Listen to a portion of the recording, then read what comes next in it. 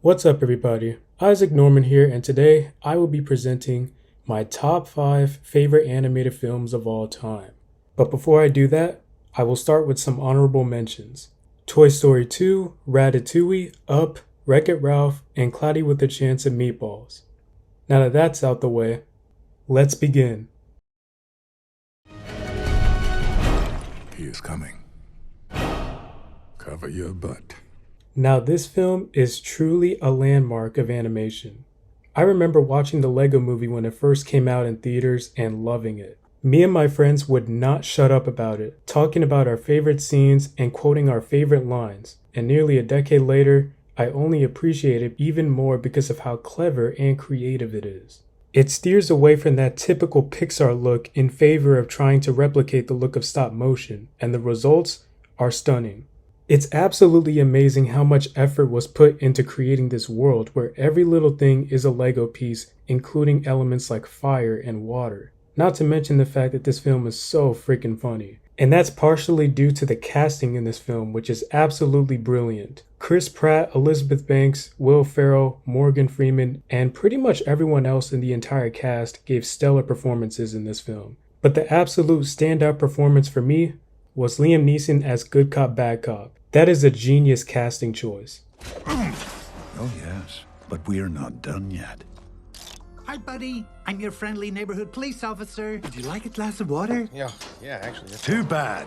Despite that the Lego Movie wasn't even recognized by the Academy, it is truly something unique that deserves to be remembered.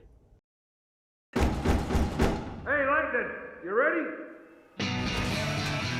Oh, yeah. Lightning's ready. Cars is actually somewhat underrated in my opinion. I am aware that certain things in this world don't make sense at all, but to be honest, it really doesn't bother me because I have a huge love for this film.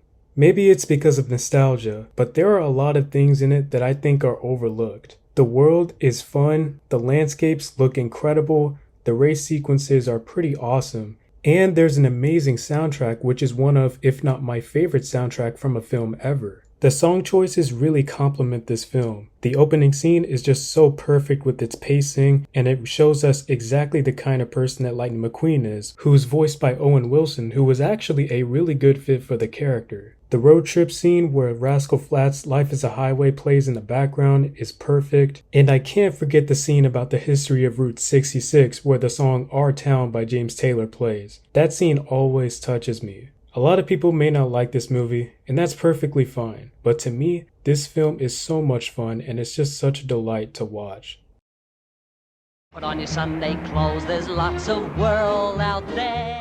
This is by far the most visually stunning film Pixar has ever created. This is definitely where they have mastered the photorealistic look that every other studio tried to replicate. The incredible space adventure is complemented by Thomas Newman's remarkable score. Wall-E is such a lovable character, and his chemistry with Eve is so believable. On the face of it, the concept of two robots who fall in love and can barely talk should not work, but it does, thanks to director Andrew Stanton, who clearly understands the art of show don't tell. And that's one of the main reasons why this film works so well and still resonates with me.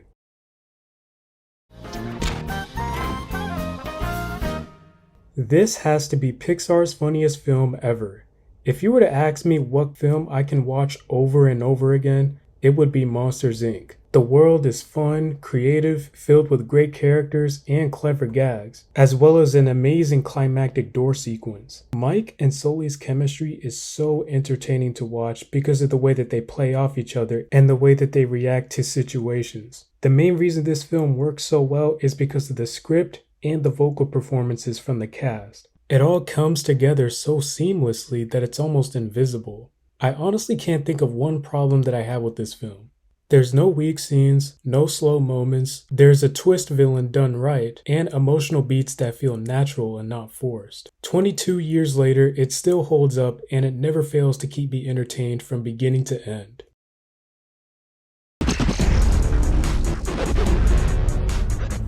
This film is a work of art. Like, it is the Mona Lisa. From the duo behind the Lego Movie, Phil Lord and Chris Miller excel once again with Spider-Man Into the Spider-Verse. As the LEGO Movie separated itself from the Pixar look, Spider-Verse goes further down the rabbit hole of hyper-stylized animation. The visuals are eye-popping and it makes you feel like you're in the world of a comic book. The film follows Miles Morales, a Brooklyn teen who is bitten by a radioactive spider and becomes the new Spider-Man while also teaming up with other Spider-Men to stop Kingpin from potentially destroying the multiverse. The vocal performances are great from Shameik Moore, Haley Steinfeld, and especially Jake Johnson as Peter B. Parker, who plays a much older version of Spider-Man. The film's direction is nearly flawless. It's well-paced, with amazing action sequences, clever writing, and an amazing musical score by Daniel Pemberton. Across the Spider-Verse just might be as great and maybe even better than this film, but I'm not sure yet. But overall, Spider-Man Into the Spider-Verse understands what makes the character of Spider-Man click with audiences, and it is such a unique and fresh take on not just the medium of animation, but also the superhero genre.